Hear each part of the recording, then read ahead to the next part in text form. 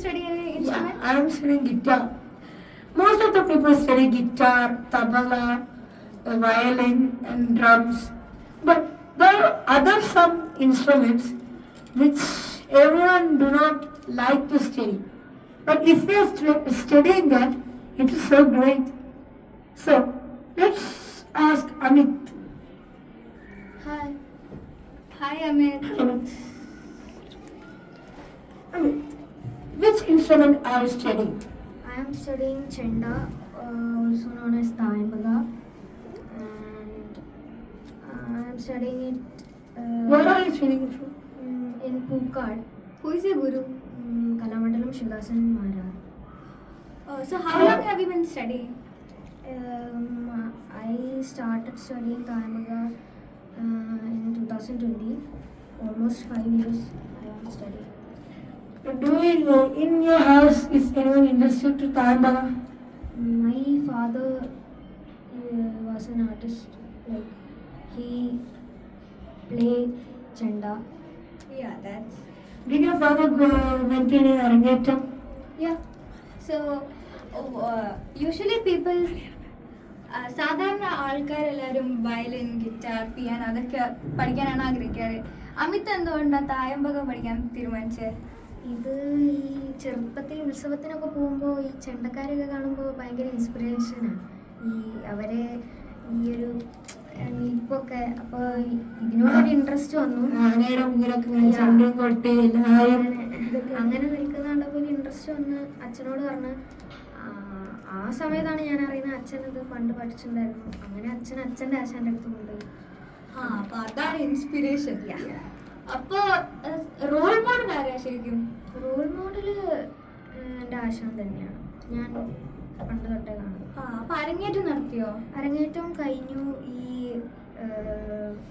ഡിസംബറിലായിരുന്നു. കൊയിലാണ്ടി ഒരു ഒറ്റക്ക് തായമ്പക ഒറ്റക്ക് കൊണ്ടുപോയതാ. ഇത് ഭയങ്കര പാടാണ് പഠിക്കാൻ. ഇത് എത്ര കാലം വെച്ച് പഠിച്ച്? അങ്ങനെയല്ല, നമ്മൾ ഡെയിലി ക്ലാസ്സിന് പോവുകയാണെങ്കിൽ ഇത് നമുക്ക് ഏകദേശം 2 ഇയർ കൊണ്ട് കഴിയും. പിന്നെ ഞാനിങ്ങനെ ഇടപെട്ട് പിന്നെ ക്വാറന്റൈൻ വന്നു. പിന്നെ അങ്ങനെ പോയി. ഇത് പഠിക്കുകയാണെങ്കിൽ നമുക്ക് കോൺസെൻട്രേഷൻ സ്കില്ല് വർദ്ധിക്കും. പിന്നെ നമുക്ക് സ്കൂളിൽ വലിയ പ്രോഗ്രാംസ് ഉണ്ടായിരുന്നു. സ്കൂളിൽ ഞാൻ ആനുവൽ ഡേയിൽ ഉണ്ടായിരുന്നു. സഹോദയൊക്കെ ഉണ്ടായിരുന്നു. സഹോദയ നാടൻ പാട്ടിനുണ്ടായിരുന്നു. ഞാൻ അവിടെ പറ കൊട്ടിയതായിരുന്നു.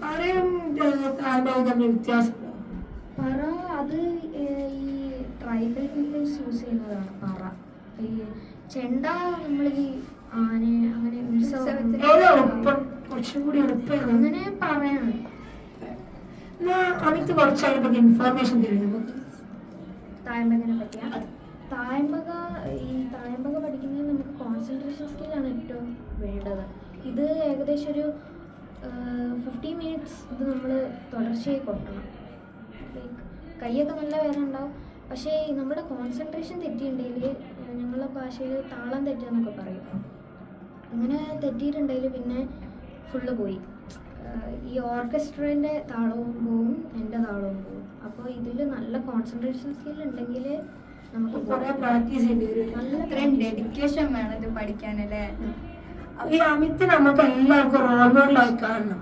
കാരണം എല്ലാവരും വ്യത്യസ്തമായ സാധനമാണ് പഠിക്കുന്നത്. അതും ഇത്രയും പാടായിട്ട് നമ്മളൊക്കെ ചിലവര് പറയും ചെണ്ട പഠിച്ചോളൂ. അപ്പൊ നമ്മൾ പറയും വേണ്ട അച്ഛ, നമുക്ക് ഗിറ്റാർ മതി, വയലിൻ മതി. പക്ഷെ നമുക്കത് ഇപ്പൊ മനസ്സിലാവില്ല, കുറച്ച് കഴിഞ്ഞാലേ മനസ്സിലാവും. അല്ല അമിത് പഠിക്കാൻ തുടങ്ങുമ്പോ വിചാരിച്ചിരുന്നു അരങ്ങേറ്റൊക്കെ എത്ര കഴിയുന്നു? ഈ പഠിക്കാൻ തുടങ്ങിയപ്പോ എനിക്ക് ഇതിനോട് ഭയങ്കര ഇൻട്രസ്റ്റ് ആയിരുന്നു. പിന്നെ ആശാനെടുക്കുന്ന ചെറിയ നുള്ളും അടിയൊക്കെ കിട്ടും. അതങ്ങനെ പരിചയമായി പറഞ്ഞാല് അല്ല, അങ്ങനെ കിട്ടിയാലല്ലേ നമുക്കൊരു ഗോളിലെത്താൻ പറ്റുള്ളൂ. നമ്മളെ ഗോള് നമുക്ക് സാധിച്ചെടുക്കാം. വളരെ നന്ദി.